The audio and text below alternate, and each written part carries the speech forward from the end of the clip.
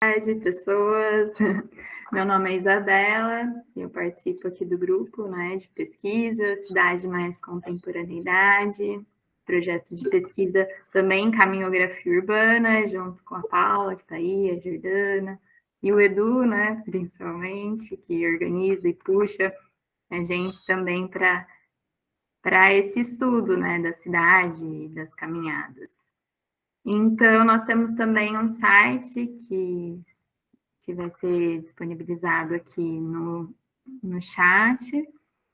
E agora a gente dá início a mais uma conversa sobre caminhografia urbana com o Ricardo Luiz Silva, que vai se apresentar daqui a pouquinho para nós aqui. Esse é o nosso quinto encontro, que acontece todas as segundas-feiras, das 5 às 6, e vai continuar acontecendo até o final do ano. Com o objetivo de contribuir para um projeto, né? O projeto de pesquisa Caminhografia Urbana, que é um projeto financiado pela FAPERGS e pelo CNPq, com duração de 3 anos. Então, já aproveitando para agradecer esse apoio aí à pesquisa. E essas conversas, elas acontecem com diferentes pessoas, né? Com artistas, urbanistas, arquitetos, antropólogos e outras pessoas aí curiosas. Então, a gente tem esse interesse no estudo da cartografia envolvendo o caminhar, a prática, né? Que contribui a esses encontros e deslocamentos de pensamento, sentimento, corpo, com base em uma atenção focada no presente, né? E temos chamados de caminhografia. Então, a intenção de hoje é realizar essa conversa com o Ricardo. Ele pode expor, né, ou apresentar os seus processos de pesquisa, enfim, o seu trabalho. E a gente depois tem um momento final em que as pessoas podem se manifestar e aproveitar essa oportunidade, né, de estar aqui. Então é isso, quero agradecer a presença de todos e passo a palavra ao Ricardo. Obrigada por estar aqui. Foi. Obrigado, Isabelle. Acho que bom, obrigado, Edu, pelo convite e acho que todo mundo que está envolvido por trás do convite, né? A gente sempre agradece quem nos convida, mas acho que o convite vai para o agradecimento, acho que vai para todo mundo. Acho que é muito legal e muito feliz de estar conversando com vocês, porque acho que a gente vai vendo um pouco como os nossos desejos, as nossas práticas vão ganham outras dimensões, né? Em outros terrenos, em outras fronteiras. Então, fiquei bem feliz com o convite, assim, e muito honrado até depois de ver, né, as conversas e ver um pouco essa intenção de grupo de pesquisa com esse financiamento, com esse apoio. Acho que isso é incrível, assim. Então, estar presente aqui, acho que também é uma honra, assim, para fazer parte desse movimento, né, dessa construção que vocês estão fazendo. Acho que é muito... Quero dar os parabéns para vocês primeiro, assim, porque acho que conseguir fazer isso atualmente caminhar é algo tão marginal, né? Conseguir uma bolsa, conseguir incentivo de financiamento, assim, de fundações, acho que é um grande orgulho, acho que para vocês. Então, parabéns primeiro. Bom, assim, eu tenho acho que faz muito sentido, assim, eu fiquei muito feliz com o convite, porque eu tenho aqui na universidade que eu dou aula, que é o Senac, aqui em São Paulo, eu tenho um grupo de pesquisa pequeno, assim, a gente troca a cada 6 meses os nossos alunos, pesquisadores, mas o nome do grupo de trabalho chama Outras Cartografias, então eu acho que tem super a ver e já estou mandei já os links para os meus orientandos todos, até para eles também terem acesso às outras conversas, porque acho que um pouco essa ideia. Vocês acabaram contribuindo também um pouco com essa rede, né, de gente que pensa o caminhar. Acho que o caminhar e a cartografia, assim como você falou, Isabela, acho que é bastante interessante e vai ser muito legal, acho que ter fazer parte dessa rede e a gente de repente até estender e expandir, né, esse lugar acadêmico dessas pesquisas. Bom, eu me chamo Ricardo, eu sou arquiteto de formação, sou professor de qualquer outras coisas menos arquitetura na faculdade de arquitetura. Os alunos sempre duvidam que eu sou arquiteto, eles sempre me perguntam assim, cara, tá, mas você está falando de estudos que você fez o quê, afinal? Eu falo, não, eu fiz arquitetura, tal. Eles olham para mim assim, não, né, você não parece os nossos professores de arquitetura. Então, as minhas questões na escola estão muito ligadas a esse exercício do caminhar e coisas que estão em volta. Então é isso, antropologia, psicologia, filosofia. Então a minha entrada na escola está mais dentro desse espectro, né? E eu trabalho sempre pensando que arquitetura, quando eu penso de arquitetura, eu penso em cidade, espaço urbano, né? A gente, raras vezes a gente pode se considerar espaços rurais, né? Mesmo os espaços ditos formalmente como espaços rurais estão tão impregnados de urbanidade, de raciocínios urbanos que eu não consigo nem mais entender exatamente essa ideia de rural como algo o oposto, né, do urbano. Então, para mim a discussão está muito sempre atrelada dentro desse espaço aqui dentro da escola, e eu como arquiteto e como fotógrafo, como artista, como publicador e como pesquisador. Então, por isso eu acho que, assim, para mim, claro, a minha formação de arquiteto acaba dando esse lugar, dando esse espectro de compreensão dessa dinâmica, né? Mas eu acho que quando a gente pensa essas coisas, quando eu estou levando essas coisas na minha experiência artística, na minha experiência pedagógica e acadêmica, né, eu acho que quando a gente pensa cidade, a gente está pensando a sociedade, a gente está pensando os modos de vida né, essas dinâmicas que estão atreladas aí todos esses campos das ciências humanas, né, que é antropologia, sociologia e assim por diante. E aí eu tinha imaginado que eu ia fazer uma conversa mais informal com vocês, mas a gente sempre se anima, né, e fala assim, 5 minutos antes de começar, de entrar no link, eu fiquei pensando, que esquisito, eu não consigo ficar mostrando a minha cara o tempo inteiro. Acho que, né, as dinâmicas de fala atrelado a alguma imagem talvez façam mais sentido. Então eu resgatei aqui uma palestra que eu dei um tempo atrás, que eu acho que faz muito sentido. E claro, eu não vou dar a palestra, eu não vou fazer, acho que a palestra com vocês, que eu acho que não faz sentido aqui como dinâmica, mas talvez me ajude um pouco a ir mostrando para vocês e talvez sirva de gancho um pouco para ir trazendo outras coisas. Então eu meio que vou passando por ela, assim, e obviamente se sintam à vontade, é uma conversa, podem me interromper sem o menor pudor, assim, eu não vou ficar nem um pouquinho ofendido, tá? Até para a gente estabelecer esse lugar de diálogo, assim. Quando é compartilho, a gente usa tantas plataformas que eu até me perco aqui embaixo. Aqui, do lado da mãozinha, né? Achei. Vamos ver, tá aqui.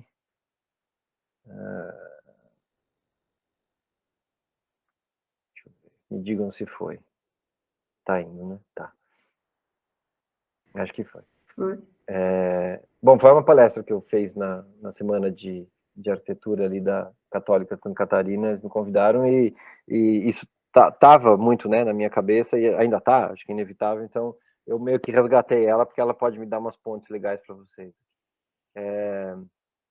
Que eu chamei lá na época de caminhar para ressignificar, né, ou outras formas de habitar e construir o mundo, porque acho que é isso que eu falei para vocês agora há pouco, né, onde eu tô é onde me interessa artisticamente e academicamente, cientificamente, né? É essa construção de outros significados nessa vida, nesse modo de vida contemporâneo tão genérico e pós-apocalíptico, que ainda mais agora com pandemia, e acho que tá mais do que na hora de a gente construir essas outras formas de habitar e ressignificar tudo que tem acontecido, né? E entender tudo que vem acontecendo com a gente. Então, para mim, o caminhar é quase esse lugar de método e de, né? Para mim, o caminhar é um método, é uma prática, é uma postura, talvez quase perante o mundo, né? E aí o que eu fiz numa época que me ajuda bastante também a entender um pouco o que é esse caminhar mais, esse termo, né, caminhar de uma forma um pouco mais complexa. Eu começo lá um pouco pensando que ele é um verbo intransitivo, então ele nos dá uma vantagem muito grande, que você não precisa de mais nada para dizer o que você faz, né? Você sempre fala o caminho e acabou, né? Você não precisa de um suporte, de um objeto paralelo para completar a tua própria frase de indicação do que você está fazendo. Você sempre fala o caminho, né? E se você falar ponto final depois, é suficiente, as pessoas vão entender, né, que você está caminhando.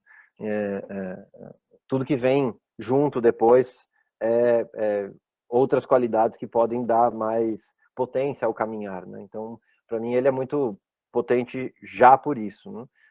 E aí outra coisa que eu fiz, venho fazendo há bastante tempo, na minha pesquisa desde a minha pesquisa no doutorado, minha tese e esses trabalhos nesses quase 10 anos de ensino, usando o caminhar como método, né? Eu fui juntando todos os verbos, inclusive se vocês lembrarem de algum, vocês me falem, por favor, para eu colocar na minha lista aqui. Vocês vão ver que eu sou fazedor de listas, eu sou um colecionador meio compulsivo de algumas coisas, então toda vez que eu acho uma palavra que tem a ver com caminhar, eu vou juntando, porque são esses verbos que vão dando um pouco um pouco esse tom, essa postura, né, do mundo. Então, eu vou passar aqui rápido a lista, só para vocês irem junto comigo nesses termos todos, né? Andar, correr, engatinhar, marchar, vagar, planar, perambular, derivar, percorrer, andarilhar, jornadear, migrar, meandrear, andejar, pisar, rumar, viajar, serpentear, o que é bastante, eu gosto muito desse, porque o serpentear é o jeito que a cobra anda, né? Então, que a serpente anda, né? Então, e é um bicho que não tem pés para andar, vai nessas brincadeiras. Assim.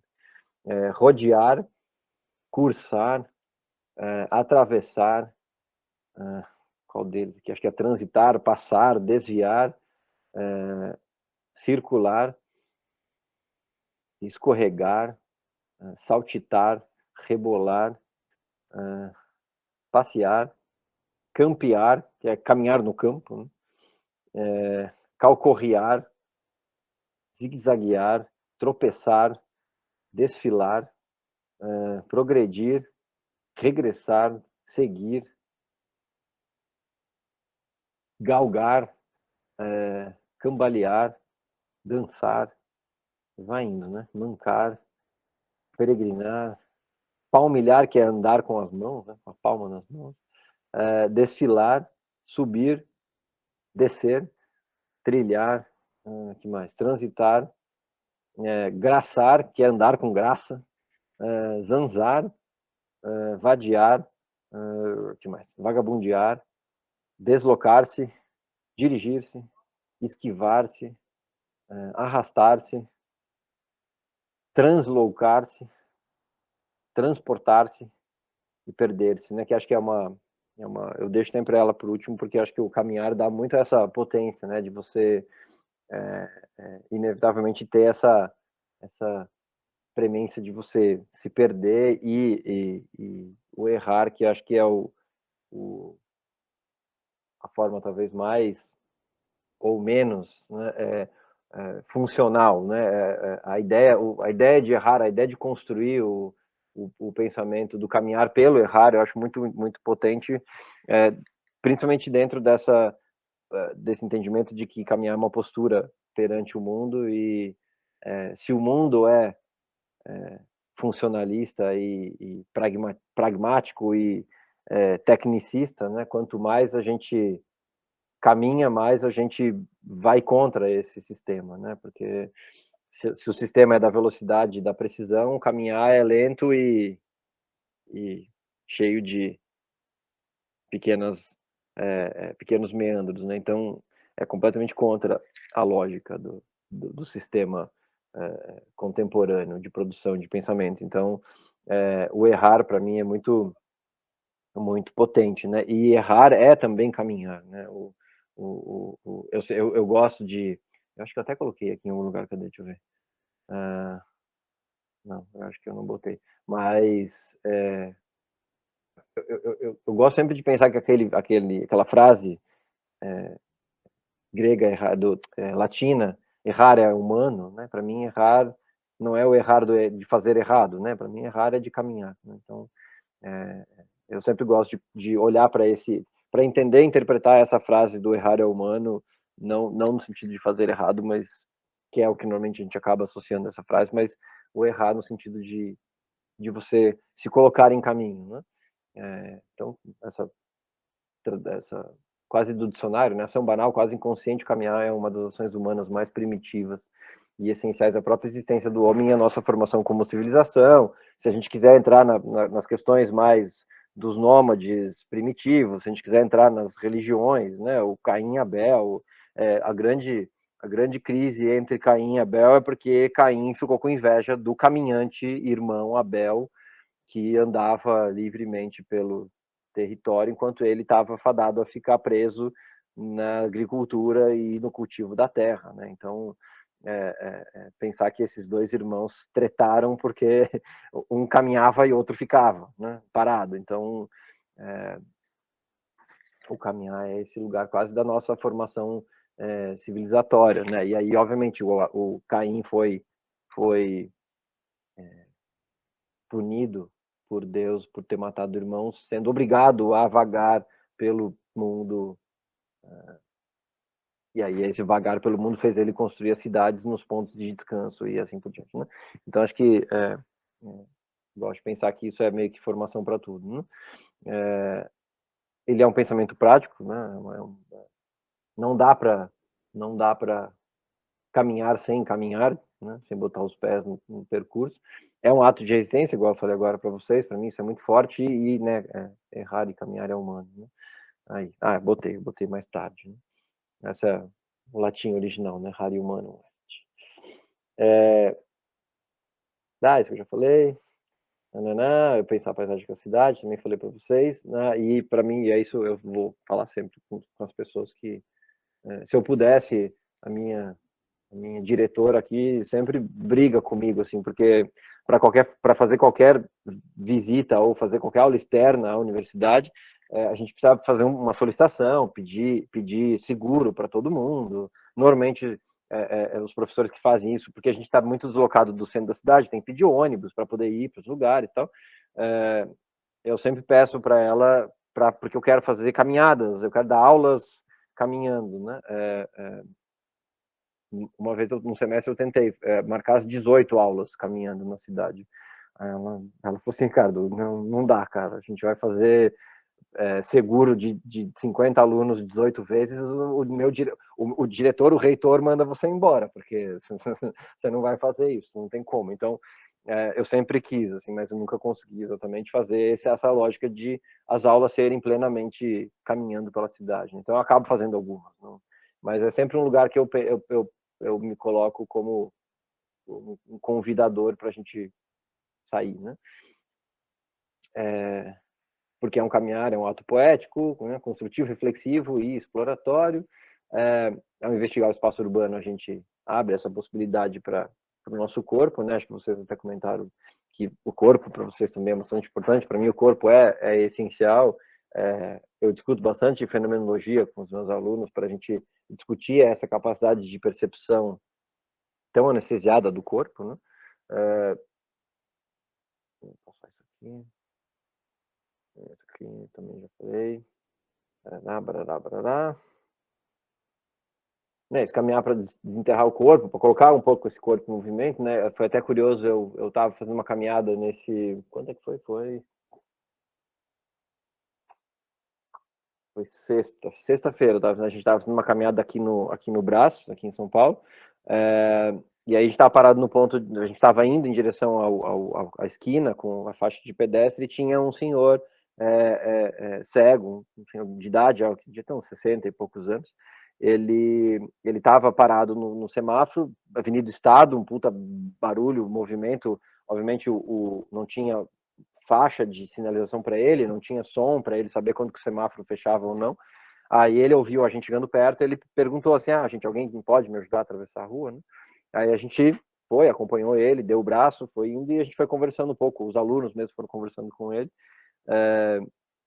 E aí a gente estava comentando antes, né, os imponderáveis do cotidiano, eu lancei para ele, assim, falei, seu Antônio, me responde. Eu sabia a resposta dele, né? Mas eu falei, ô, seu Antônio, conta aqui para a turma, me fala aqui como é que você entende, assim, porque você acabou de dizer para a gente que você não vem para cá normalmente. Você está aqui no Brasil, como você não sabe direito o caminho, você está precisando de ajuda, tal.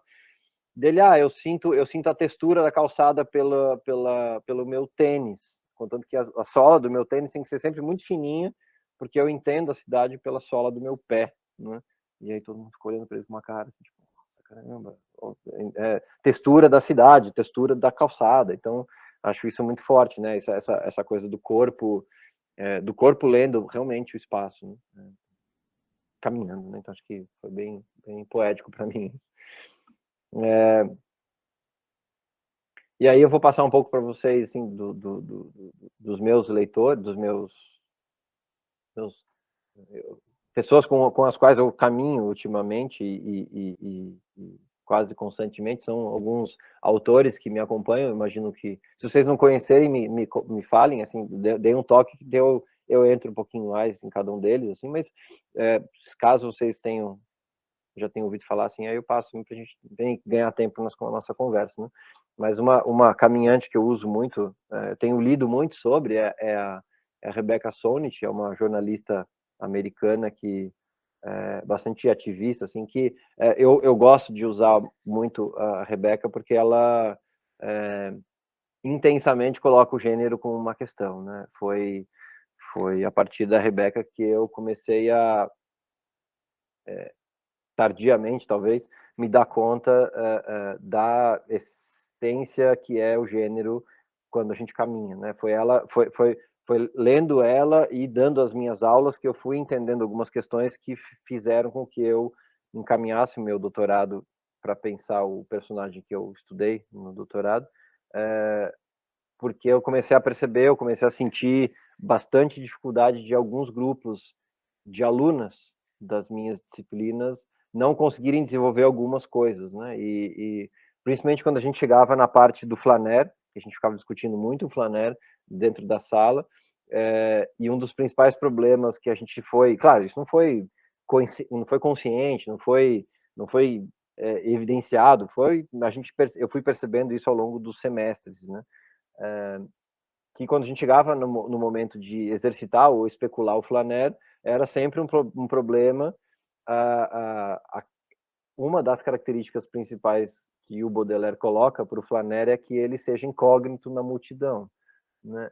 E eu percebia e fui percebendo com as alunas que uma mulher não passa incógnita em multidão alguma, né? Ela pode estar numa multidão de mulheres, a mulher no nosso universo, no nosso sociedade masculina, sempre vai ser cógnita, né? Ela nunca vai ser incógnita. Então, para mim, a gente começou a especular muito esse lugar de que pensar esse personagem, essa figura construída pelo Baudelaire, né? Que é esse indivíduo moderno que nasce, né, da Paris moderna, que flana pela cidade, que explora os espaços urbanos sem muito funcionalismo, lentamente, vendo e percebendo, se apaixonando pelos pequenos detalhes da cidade. sendo incógnito no meio da multidão, isso não fazia o menor sentido sendo um corpo feminino, né? Ainda mais Baudelaire, metade do século XIX, não entendia a mulher como esse lugar de protagonismo das questões, né? Era sempre esse espaço do masculino, né?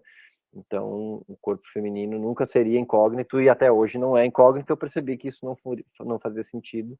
Então, era preciso começar a entender um pouco, pelo menos eu, como masculino, dentro de uma sala de aula, propondo exercícios, né, para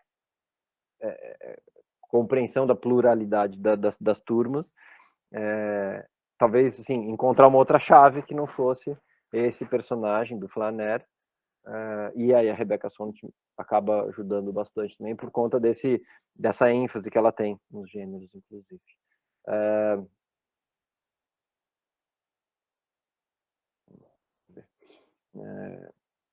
Um outro que eu acabo me debruçando bastante ultimamente assim é o Jeff Nicholson, né? Também vai fazer uma relação bastante importante entre o caminhar e a arte, né? Quase como um processo metodológico, né? O Nicholson acaba trazendo para mim bastante um lugar do caminhar como metodologia, e ele, claro, ele vai olhar um pouco isso para os artistas, mas acaba servindo, acho, em boa medida para a gente pensar as nossas dinâmicas como arquitetos, pesquisadores, o pensamento metodológico, né, os procedimentos. Então, é bastante interessante os livros que ele escreve. Mais um. Imagino que vocês também conheçam, né, o Michel Certeau, que vai trabalhar com as táticas do cotidiano, né, os modos de fazer, e o caminhar para ele é essa dinâmica tática muito forte, né? Você só consegue estabelecer as táticas cotidianas e os rompimentos e os como é que ele fala agora? Fugiu o termo, não sei se é destituições, mas as destituições da regularidade do cotidiano, né? O caminhar faz a gente entender as regularidades do cotidiano, mas ao mesmo tempo faz a gente quebrar as regularidades que fazem o cotidiano ser uma alienação, um anestesiamento quase da nossa dinâmica urbana. É um cara bastante importante para mim também. Mas eu não estou lendo isso aqui porque isso aqui faz parte, né, da palestra. E a Paola também, meio que uma Paola Berenstein, é quase um oráculo para mim, assim, demorou para eu conseguir o telefone dela, espero que ela não se arrependa, ter me dado o telefone dela, o WhatsApp, às vezes eu tô precisando, é meio oráculo mesmo, assim, às vezes eu tô precisando de alguma coisa, oi Paola, tudo bem? Vamos trocar uma ideia rápida, aí eu ligo, a gente foi conversando um pouco, assim, ela veio fazer a banca no meu doutorado e é extremamente importante essa rede criada, né, por conta desse lugar que o grupo de pesquisa dela do Laboratório Urbano tem como a ideia do corpo e do caminhar e essa cidade explorada, experimentada pela subjetividade do caminhar, né? Então ela é bastante importante também. Ela tem um livro, né, o Elogio aos Errantes, bastante forte. Mas tá aí, né? Então o Carreri com o Walkscape, certamente vocês conhecem. O Adriano Labucci, esse filósofo italiano que tem essa especulação dessa revolução quase primitiva do caminhar, né? O Turreau, com esse livro, desse caminhar dele meio quase esquizofrênico, é bastante curioso, essas longas caminhadas que ele faz no meio do mato e vai construindo todo um mundo particular, né? A Rebecca Solnit, com esse Wanderlust, que ela começa a tentar estruturar uma história do caminhar, que é bem importante. O Michel de Certeau, né, com a prática, com os modos de fazer da invenção da vida, invenção do cotidiano. O Jeff Nicholson com essa história do caminhar a partir da literatura, e principalmente, ele vai assumir a literatura e os artistas como uma fonte, né? E o Frederic Gross, que inclusive acabou de sair uma edição em português dele aqui no Brasil, da UBU, que é pensar a filosofia, quer dizer, pensar o caminhar como filosofia, né? Como exercício de pensamento, né? Então aquele ato de pensamento prático é bastante do Gross. E a Paola com o Elogio aos Errantes. Né? Esse livrinho é incrível. Se vocês não tiveram oportunidade de ler, assim, acho que vale muito a pena. É pela editora da UFBA, se não me engano, tem até PDF de graça para baixar na internet. É super fácil. Às vezes vende a tipo, R$ 15 nessas feiras de livros. É um livrinho fundamental para pensar essas coisas.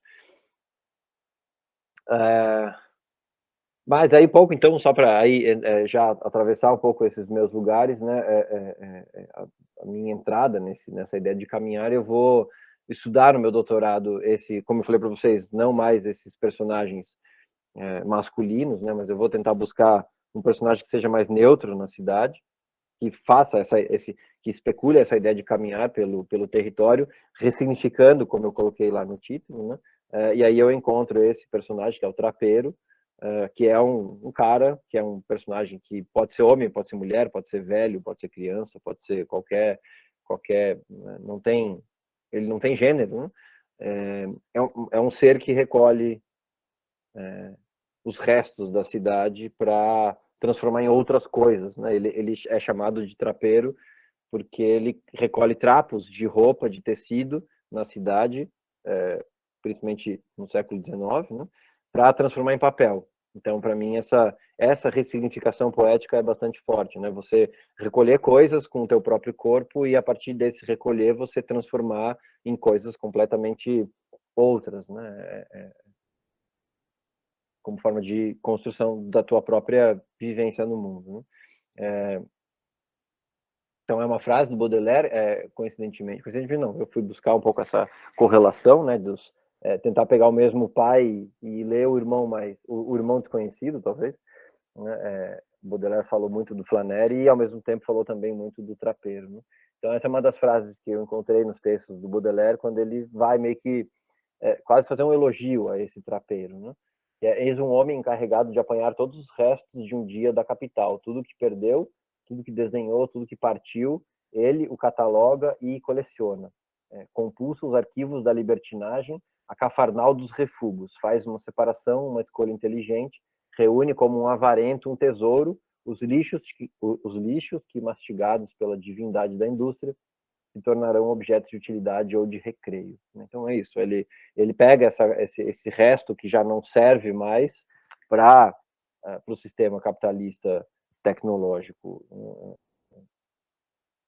desse descarte da obsolescência programada, e transforma em outra coisa, né? Assim, a gente consegue, e aí acho que isso nos cabe muito bem como brasileiros, por conta dessa nossa lógica da gambiarra, dessa coisa, desse nosso sempre jeitinho, que a gente nunca consegue ter as coisas do jeito que a gente gostaria de, então a gente meio que se resigna e faz do jeito que dá, né? Então acho que esse exercício, o brasileiro já tem essa tática muito estabelecida, que é ressignificar do jeito que eu posso e do jeito que eu consigo, né? Então, atrelar essas duas coisas, o caminhar e essa ressignificação a partir dessa coleta e dessa coleção do trapeiro, me fez muito sentido, né?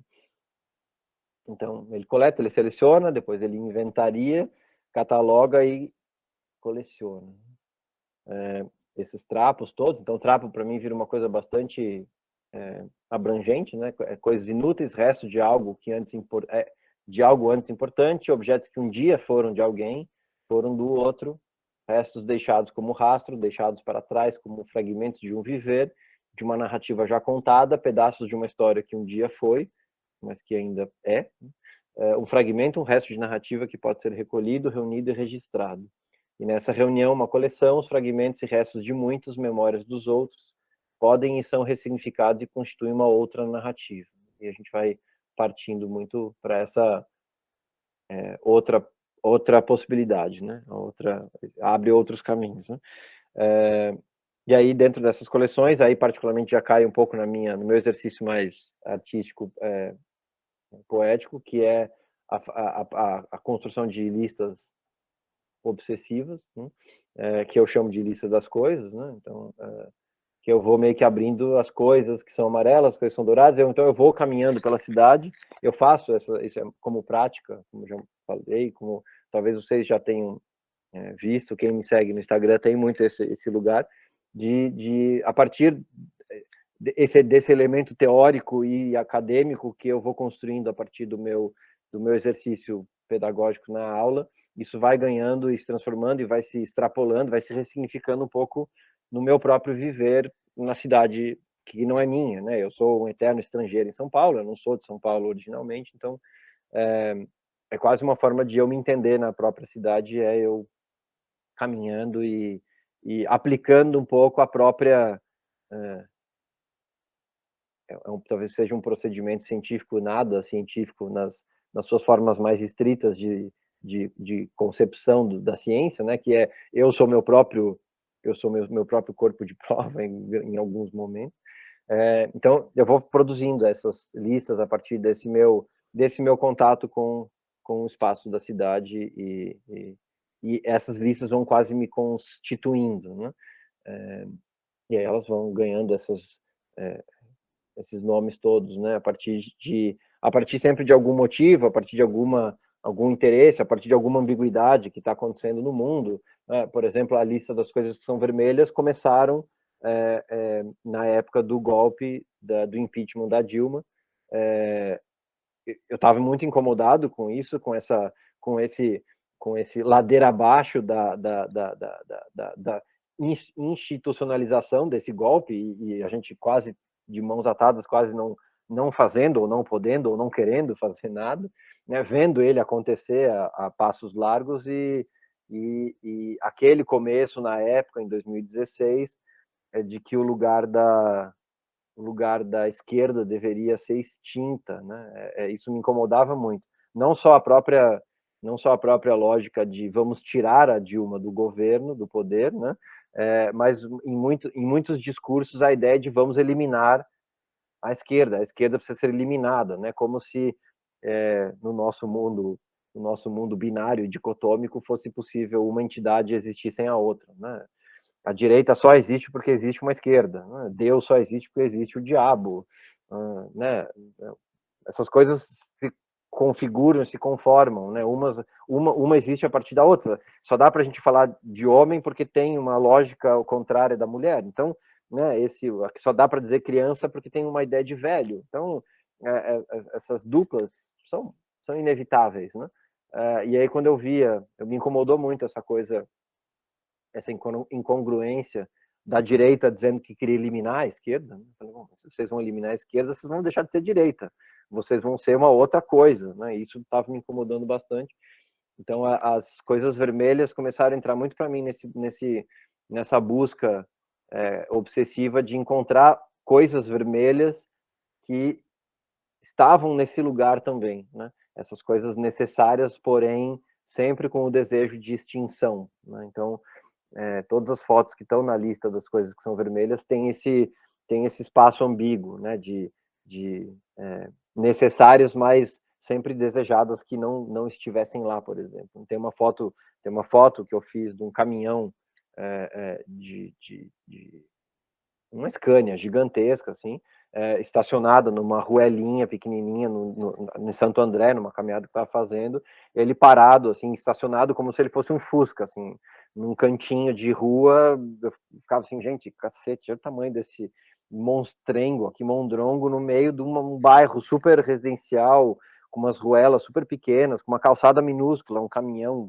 enorme. Então, esses objetos que vão ganhando um pouco essas contradições, né? Então, cada uma das listas vai ganhando um pouco essas buscas, né? O que mais? Vamos ver. E aí um pouquinho, né, dentro das listas todas essas que eu disse, né, elas vão ganhando outros significados, né? Então, aqui uma das listas que eu separei que dá para a gente conversar, talvez a graça seja, não sei, quase um convite para vocês depois entrem lá no meu Instagram, as hashtags acabam meio que fazendo um pouco esse lugar de trapeiro também, porque eu sou completamente caótico e errante na postagem, né? Eu não fico criando blocos, né, de compreensão, de produção. Então, como as caminhadas são constantes e a produção é quase esse encontrar essa coleta meio não vou dizer aleatória, porque nunca é aleatória, mas, né, essa coleta vai acontecendo independente da lista que está ativa, né? Todas as listas são ativas no final. Então, a coleção dentro do feed do meu Instagram é bem caótico e bagunçado, não tem uma lógica, né? Então a hashtag acaba servindo quase como esse exercício de coleção, né? Então quando você clica na hashtag, você tem aí sim o agrupamento das imagens, que é um pouco, né, esse lugar do amarelo, por exemplo.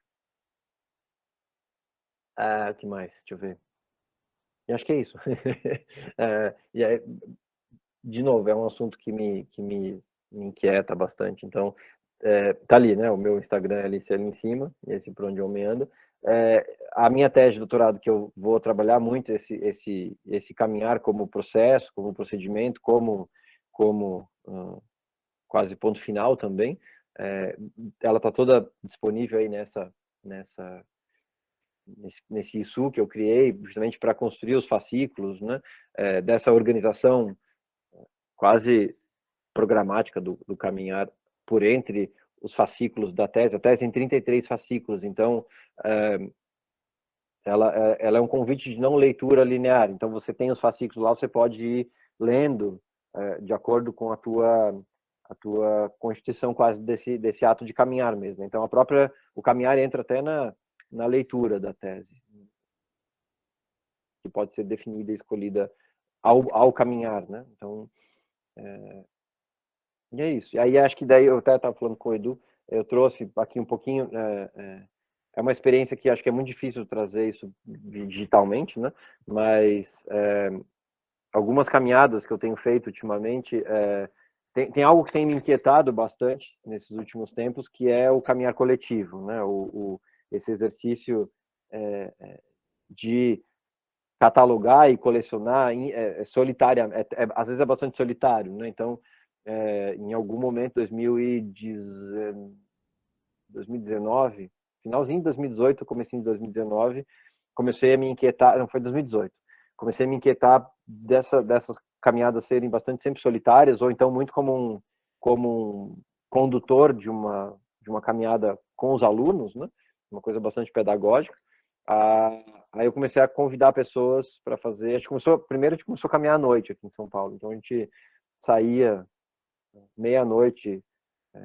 Eu moro no centro da cidade, né? Então a gente combinava no portão do meu prédio à meia-noite, a gente ficava caminhando até às 5 da manhã, que era a hora que o metrô reabria, justamente para explorar um pouco esse olhar coletivo sobre o espaço. Claro, um pouco por segurança também, porque andar de madrugada sozinho seria meio suicídio quase.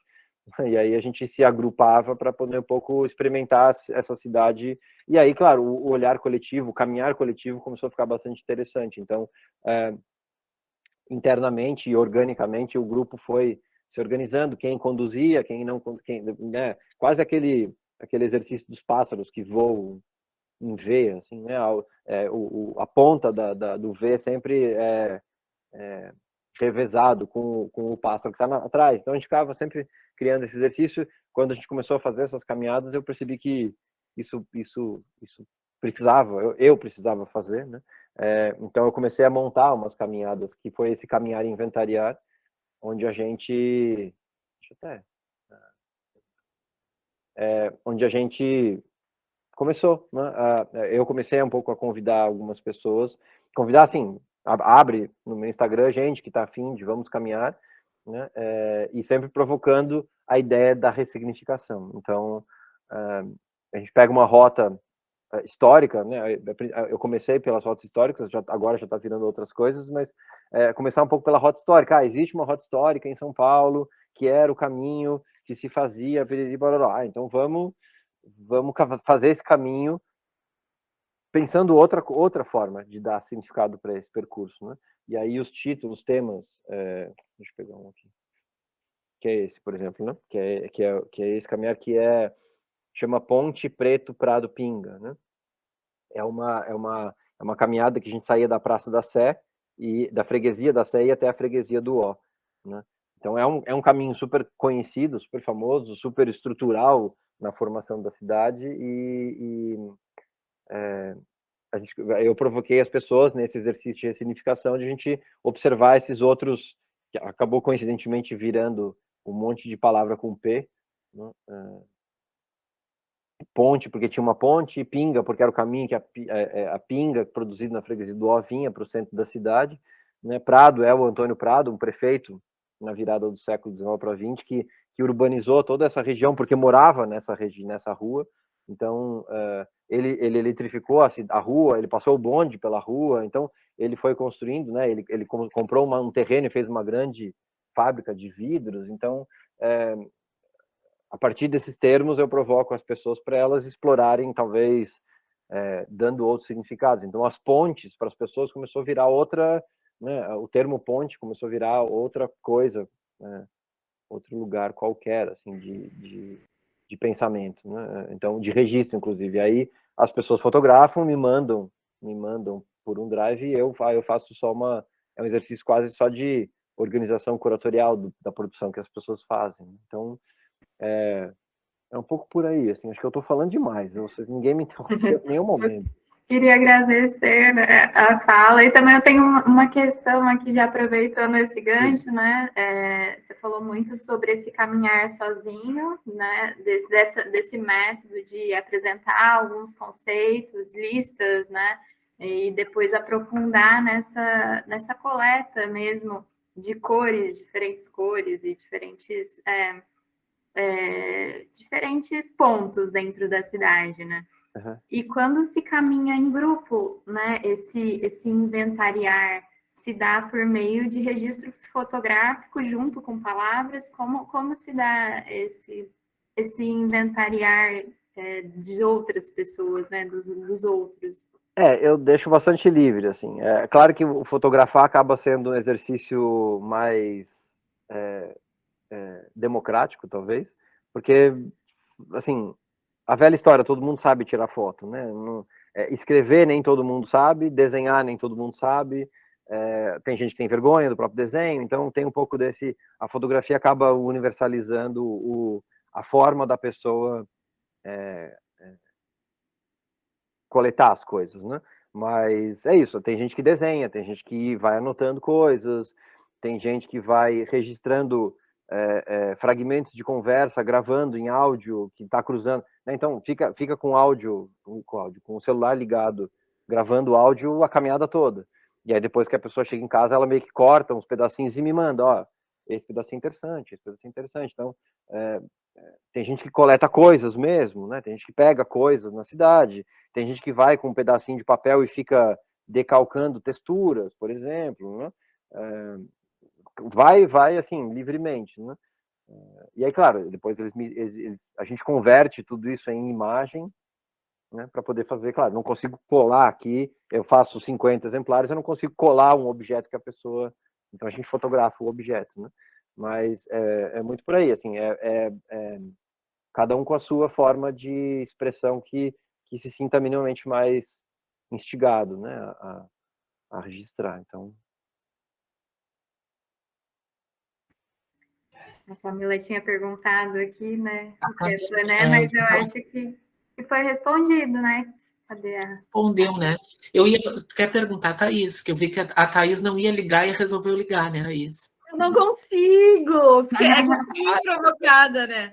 Eu tenho acompanhado o trabalho do Ricardo no Facebook, e aí eu tenho várias coisas que vão super de encontro, né? Eu tenho coletado figurinhas. Então, eu tô com essa ideia ultimamente de recortar as coisas, na verdade, mais com pessoas. Agora, eu acho que no doutorado isso vai virar uma coisa gigantesca, assim. Eu também sou viciada em fazer listas. Uhum. Então, acho que a gente tem vários encontros. E eu queria te perguntar justamente sobre isso, assim, sobre essa coisa que tu coleta, mas ao mesmo tempo tu tá coletando cidade. E tu apresenta isso como um todo, né? Então, tu não recorta o elemento do seu fundo, mas o fundo ele também faz parte do elemento. Eu queria saber o que tu pensa sobre isso, assim, porque qual é o motivo de tu apresentar as imagens como listas? né? E dessa forma com o fundo e não recortada, qual é essa relação, qual é esse ambiente? Acho que assim, primeiro talvez conceitualmente, porque o objeto está na cidade, né? Eu acho que não dá para se ele saísse da cidade, para mim ele quase não seria, né? Quase como se arrancasse e as raízes ficassem, assim, é quase uma coisa que ele não existe, né? Eu não entendo fundo figura, assim, é quase como se, contanto que algumas fotos minhas às vezes o fundo é mais legal do que o objeto que está ali, né, presente. Então, eu não consigo pensar essas coisas. Se eu fotografo uma garrafa numa esquina, eu estou fotografando a cidade, na verdade, né? A garrafa é só talvez um índice para pensar a cidade, assim, até para entender porque ela está ali, o que ela está fazendo, quem colocou, né? Tem todo um bastidor aí que está ausente, está presente e está ausente ao mesmo tempo, né? Então, por isso que eu não gosto de recortar, assim, né? de descolar o trabalho, né? E o que mais? Acho que você fez a primeira, eu respondi a segunda, eu esqueci a primeira. É a Covid, tá, gente? É a sequela da Covid. Eu tô cada vez mais ciente de que eu peguei Covid no fim do ano passado e eu esqueço as coisas.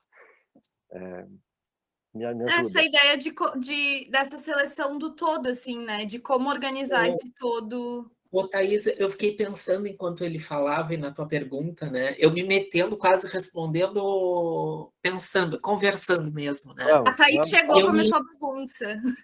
Eu me lembrei bastante dos livros do Deleuze sobre cinema, né? Em que ele fala do primeiro plano. Uhum. E eu percebo no trabalho do Ricardo, né, nas imagens que ele faz, a potência do primeiro plano, da fotografia de primeiro plano de objetos, né, de coisas, e do poder que essa imagem acaba imprimindo, né? Tanto da figura quanto do fundo, né? Ela é quase uma figurinha, como tu diz, assim, né? Porque ela tipo ela foca em alguma coisa, em alguma cor, né? Depende aí do que ele está pensando. Então, fiquei pensando um pouco nessa referência que eu acho bem interessante, Thaís, da questão dos planos lá do cinema. O Deleuze vai falar do cinema, mas ele vai destacar alguns cineastas que usam esse primeiro plano. Eu lembrei disso agora. Né? E vou fazer a minha pergunta para o Ricardo, né, que também é um comentário. Eu também, bom, a gente vem caminhando há muito tempo também, né? Esse grupo, eu, né, a Thaís, que está aqui, as gurias aí. Hoje não tá, o público não está tão grande, mas é um grupo grande já, né? Uhum. E uma das coisas que eu vi que tu comentou e que eu ando num movimento contrário, eu sempre caminhava em grupos, né? Eu caminhei lá em Roma com Careri e tudo mais, no meu pós-doutorado, e é sempre grupo. E aí eu comecei lá em Roma a repensar a questão do grupo. Comecei a perceber que a atenção no grupo ela é muito desviada, às vezes, não para a cidade, mas, sei lá, para uma fofoca que uma dupla vai conversando, que não está sentindo a cidade, que não está percebendo, que não está, né? E comecei há algum tempo a experimentar caminhadas com os grupos, mas solitariamente. A gente marca encontros, na verdade. A última experiência que a gente fez, a gente chamava Caminhografia dos Encontros. E aí cada um saía da sua casa e a caminhada era o encontrar. E não sei se é uma impressão minha, né? A gente tem feito muito em grupo, com alunos, com grupos diversos, né? E o quanto existe um desvio da atenção, né? E aí a gente vem pensando um pouco essa questão do caminhar em grupo, caminhar sozinho, caminhar em dupla, e algo que também eu vi que tu colocou, né, que tu caminhava muito sozinho e que aí tu tem... E a gente tem pensado um pouco nessas variações, né,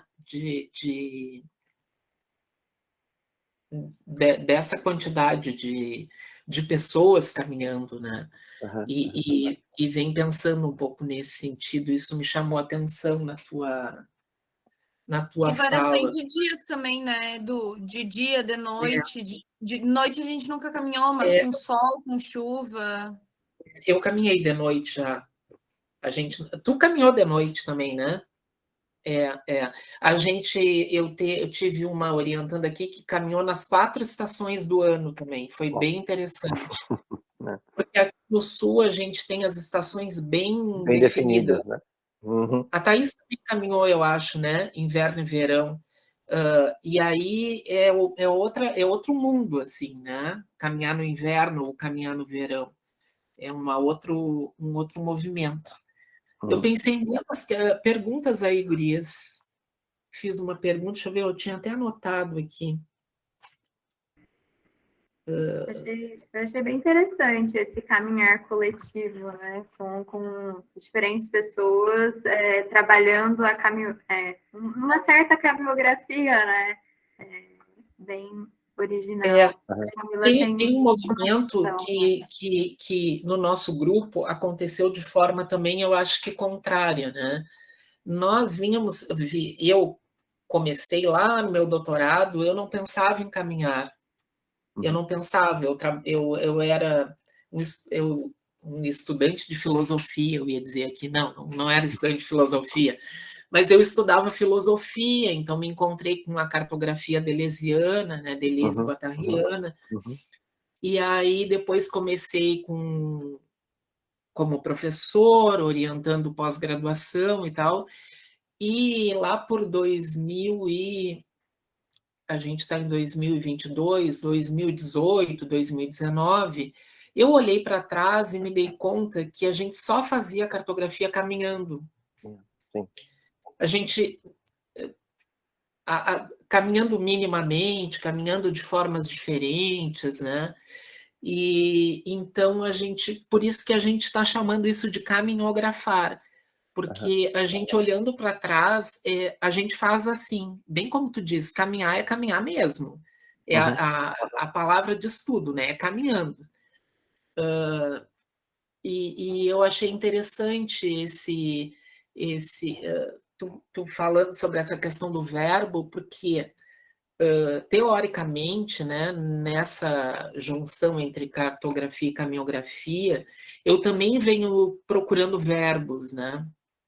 Verbos, porque o próprio caminhar, né, é uma ação, né? O verbo como ação. Então, eu achei muitas questões que tu tratou assim nos atravessam, né, gurias? Então, achei bastante interessante, porque eu vi o teu trabalho, eu não li a tua tese, e me identifiquei na hora, assim, e foi por acaso que eu te encontrei em alguma busca de Google, em alguma coisa nesse sentido. E foi bem interessante ouvir a tua fala e ouvir várias questões que tu vem tocando, assim, né? E não são nenhuma, assim, acho que o que mais talvez seja interessante é que isso nunca são definições, né? São sempre construções, né? Sempre as coisas estão em construção, assim. Contanto que, assim, essa lógica de caminhar sozinho e conjunto não é uma virada, é uma tensão que provavelmente, em algum momento, talvez eu chegue e fale, putz, chega, não aguento mais ficar caminhando com gente, vou voltar a ficar... E, claro, eu continuo caminhando sozinho, né? A minha caminhada solitária continua. Mas uma coisa que me fez, assim, talvez até te respondendo um pouco, não exatamente uma resposta, mas continuar a conversa, assim, eu senti um pouco a necessidade, eu percebi isso só depois, claro, né? Não foi consciente no momento, mas eu percebi que o caminhar com alguém me oxigenou um pouco. Por eu ser um pouco obsessivo, então, em alguns momentos, o meu caminhar estava um pouco... Eu comecei a perceber um pouco que eu estava pisando nos mesmos lugares, quase, né? Simbolicamente. Assim. Então, eu estava sentindo que quase eu já... indo contra a ideia do inesperado do caminhar, é quase como se eu já quase soubesse o que eu ia encontrar, porque eu quase seguia quase um roteiro, assim, inconsciente na minha cabeça, né? Então, ter alguém do meu lado era oxigenar o olhar mesmo. porque a pessoa fazia eu olhar talvez para coisas que eu não, que eu pelo hábito eu tinha parado de olhar, né? Padrão. Então talvez em algum momento eu canse e fale, meu, não aguento mais, agora eu já oxigenei demais, agora eu vou ficar sozinho de novo. Mas tem um pouco o coletivo foi um pouco para esse lugar, né? E outra coisa que eu acho que Camila levantou a mão aqui depois. Olá, boa noite a todos. Então, eu só gostaria de agradecer a oportunidade da palestra. Eu vi no site da UFPEL. Eu achei interessantíssimo tudo que tu disse, professor Ricardo. Muito interessante mesmo. Não sou nenhuma hacker, que nem todo mundo estava falando ali no começo da palestra. Mas, assim, principalmente a parte que tu falou a respeito de vocês atravessando a rua, ajudando uma pessoa deficiente visual a atravessar a rua, né? Eu achei interessantíssimo, porque eu nunca tinha nem pensado, assim, que precisava de uma sola de sapato mais fina para reconhecer o chão, assim, do braço. Muito interessante. Eu sou da saúde, tipo, super leiga em arquitetura e urbanismo, sobre cidades, e eu achei muito legal e bem inspirador. Muito obrigada, viu? Legal. Legal, né? Acho que a vantagem, o caminhar não tem leigo. Eu sempre falo isso para as pessoas. Caminhar não tem leigo, porque a gente caminha, né? Então... Uma outra coisa que eu vi tu contando, né? Bom, eu estou aqui numa universidade pública, né? Então a gente não tem essa coisa do ainda bem por enquanto, né? A gente não tem essa coisa do seguro. Eu trabalhei já em privada e sei como é que é essa relação legal e tal. Em universidade pública não, né? Eu trabalhei uma disciplina de caminhografia urbana na pós-graduação, que foi toda a caminhada, né, gurias? Foi uma loucura, a gente ia com chuva, com a cidade alagada, e elas começavam, vamos caminhar hoje. Né? Vamos botar as patinhas. E uma questão que também a gente vem experimentando, que a gente está experimentando muitas coisas, né? É fazer várias coisas enquanto caminha. Eu chamo do jogo. Eu sempre proponho um jogo. E uma então, imagem, coletar alguma coisa. Então, a gente tem jogado. E uma dos jogos que a gente fez no caminho que mais me chamou a atenção é o jogo da escrita, que tu falou. Então, a gente experimentou uma escrita coletiva enquanto caminhava. E foi muito interessante, tem sido o resultado. Eu tenho investido muito na escrita. Uma escrita meio automática, meio louca, assim, né? Mas o que aconteceu nos grupos, né, que a gente experimentou, é que quando a gente... Aí no final da caminhada a gente lê o texto, o que foi escrito, né? De forma contínua. E o que é produzido é um texto muito forte, muito, muito emocionante. A gente estava até conversando um dia, em algumas leituras do texto, as pessoas choram. É muito interessante né, o que isso faz enquanto psicanálise, eu acho. Né? Parece que quando lê aquilo tudo, que não fui eu que escrevi, mas eu vivi aquele momento, eu me emociono até, né? Aconteceram algumas vezes, né? Então, isso tem me chamado a atenção e a gente tem experimentado. Meu próximo experimento, que vai começar em agosto, vai ser fazer o projeto caminhando. Eu não sei se vai dar certo, tá? Eu tive lá em Roma, o Careri faz um pouco isso, mas ele não se arrisca tanto. Eu estou querendo me arriscar e fazer mesmo, entendeu? Não sei como a gente vai fazer. Eu estou meio que planejando assim uma estratégia. Então, a gente vai tentar o projeto caminhando, disciplina teórica e outros tipos de experimentação eu tenho feito. E agora eu vou me arriscar no projeto. Assim, um projeto até bem importante, porque é do 5º semestre aqui do meio do curso, que eu sou o responsável. E eu tive a sorte de ficar meio sozinho, e talvez a Thaís venha comigo, não sei, que ela vai ser substituta aqui, e a gente vai se arriscar eu quero me arriscar no projeto caminhando, mas eu não sei como ainda. Muitas questões que tu colocou e que a gente vem pensando. E o que mais me chama atenção, né, no que tu veio contando, né, e que todo mundo que caminha pela cidade, né, com grupos ou sozinho, que ressaltam essa questão da imprevisibilidade, né? Tu chama de outras palavras, do errar, né? Uhum. E é muito interessante isso, porque por mais que a gente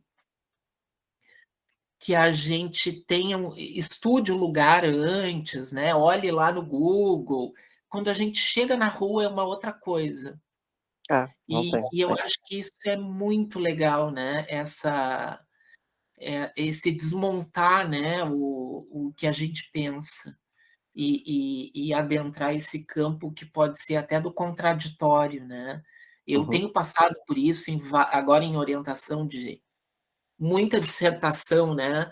A pessoa estuda lá o urbano da cidade, lá para o pessoal da USP aí, e aí chega na rua e me diz assim, tá errado. Olha só, a Raquel Ronick está dizendo isso, mas eu lá na rua né, não é assim. Sim. Então, é bastante interessante esse imprevisível, essa contradição, né? Eu gosto muito da ideia da controvérsia, né? De praticar essa controvérsia.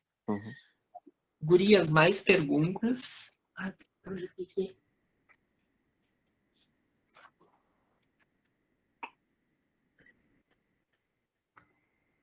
Fazer uma pergunta, então.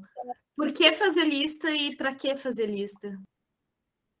Acho que é quase uma tentativa. Aí eu vou quase, vou não, né? Eu vou copiar e vou citar o Perrec, que é um outro autor que eu uso bastante, né? Que é quase uma sensação de dar ordem, uma tentativa mesmo, não é nenhum projeto, né? É só uma tentativa de dar ordem um pouco para as coisas, né? Um pouco. Eu vejo, quando eu comecei a fazer listas, eu comecei a me sentir mais confortável com as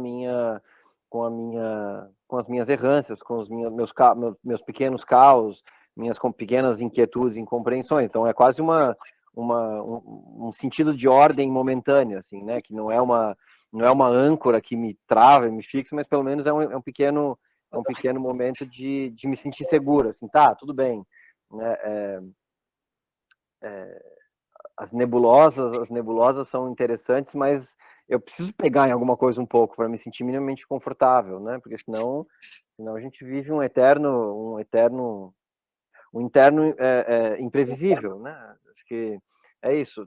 Tem um imprevisível, desejo incrível, maravilhoso, imprevisível do cotidiano, mas talvez seja um pouco para dar que bom, encontrei uma coisa amarela, sabe? É quase um respirozinho de ordem, assim, né?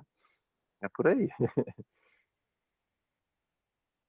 Tem essa ideia do registro, mas acho que também tem essa ideia de o que acontece quando eu reúno coisas iguais, né? Que é, daí, aí sim, aí entra... Aí... Tipo, essas listas, elas acabam ou tu continua elas... Não sei, como funciona isso, assim? Elas estão abertas. Podem sair mais 10 livros sobre as mesmas coisas. Contanto que isso é sempre, aí é parênteses de bastidor, né? É sempre um grande problema para os meus editores, curadores, as pessoas que eu convido para me ajudar a fazer o livro, porque a gente vai discutir um livro, tal, eu mando para eles o acervo para a gente conversar qual que vai, como vai, construir uma narrativa, né? E como isso fica na minha cabeça, porque meio que é o tema do momento, digamos assim, é inevitável, contanto que as pessoas que me acompanham há mais tempo até já sabem os livros que eu vou lançar, porque eles começam a perceber, mesmo antes de eu divulgar, assim, né? Ele já sabe, pô, o Ricardo tá postando muita foto com palavras. Lá vem livro com palavras, sabe? Então, porque fica um pouco, né? Quando você fica trabalhando muito naquela... Eu conversando com o editor, a gente vai pensando,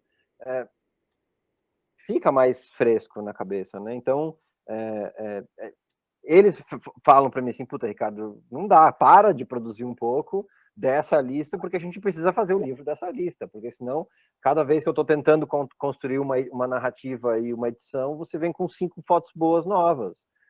Então eu quero trocar, eu quero tirar, eu quero acrescentar, e não dá mais. Então, eles, né, não tem fim. Assim, é um exercício meio que... Não sei. A Cíntia aqui levantou a mão. Tem alguma? Oi, Ricardo, foi um prazer te ouvir. Eu estava agora, enquanto tu estava falando, eu estava ali fuçando a tua tese, né? E como é que tu pensou tudo isso? Assim, são 864 páginas. Tu fez ela em 4 anos, tu já sabia o que tu queria fazer na tua tese, porque aquilo ali é um rizoma, né? Tu tem várias entradas, muitas saídas, e como é que tu pensou em tudo isso? O mestrado deu várias pistas, na verdade, né? O meu mestrado foi bastante estruturado a partir do rizoma, do Deleuze, né? Então ele foi me dando meio que pequenas táticas de como fazer essa coisa, aspas, grande, né? São 800 e tantas páginas, mas acho que 2/3 é diagramação e imagem, né? Então, eu não sou tão louco de escrever 800 páginas, né? Mas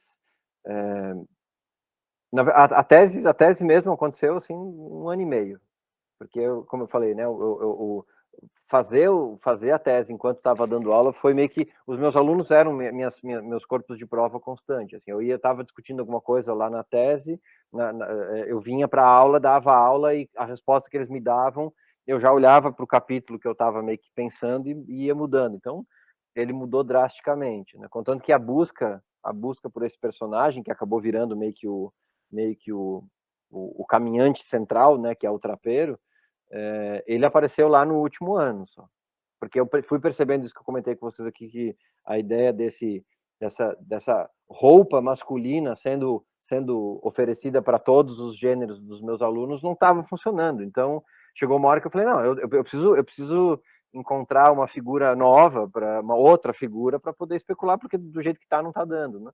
E aí eu mergulhei no Baudelaire e fui buscar, e aí ele apareceu, esse personagem veio, né? Então, mas assim, ele apareceu, mas não como uma coisa nova. As listas eu sempre fiz, as minhas obsessões sempre a tese talvez foi validando um pouco. A minha orientadora ficava o tempo inteiro, Ricardo, para de escrever sobre você, porque ela me conhece bastante, né? Ela assim, parece que você está falando de você, pô. Então foi um exercício bastante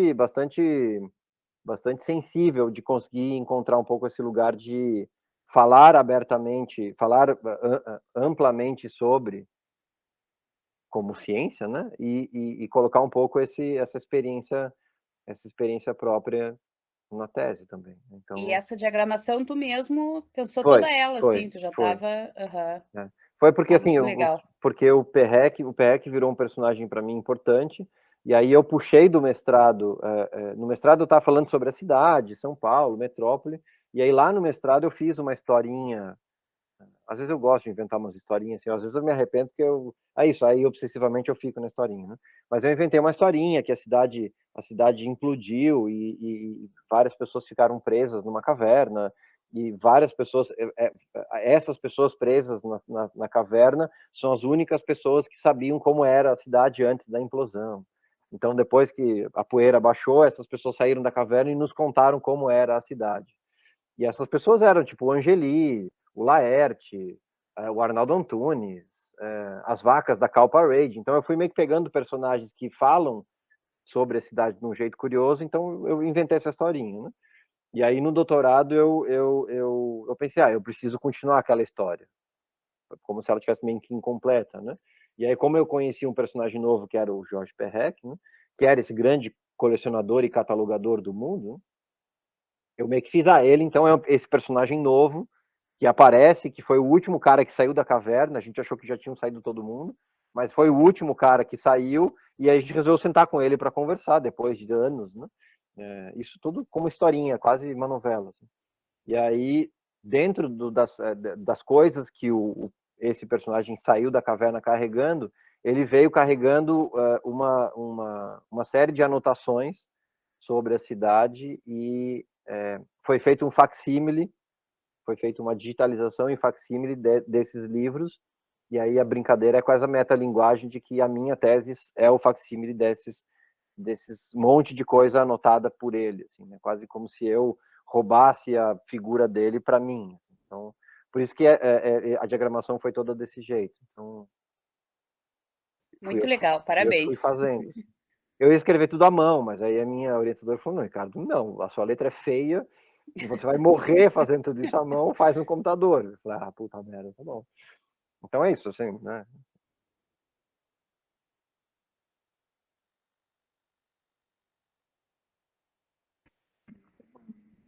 Alguém mais? Tem alguma pergunta, alguma questão?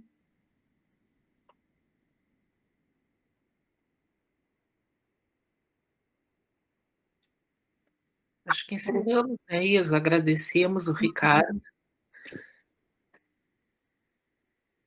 Agradecemos a apresentação, né? A disponibilidade, o tempo. Sempre que precisar, né? Acho que é isso, a gente pode criar, acho que essa rede, né? Acho que a gente ter esses contatos e ter essas potências de fazer essas caminhadas, né, presencialmente. Quando vierem para São Paulo, o Lucas acabou de sair, ele estava aqui, por exemplo, é um cara que de vez em quando aparece nas minhas caminhadas, assim, tipo, então, né, se vocês puderem, conseguirem em algum momento vir para São Paulo, vocês estão mais que convidados para fazer um pouco essas caminhadas meio esquisitas. E se eu puder ir para o Sul também, acho que eu já estou me convidando. Já estou me convidando. Tá convidado.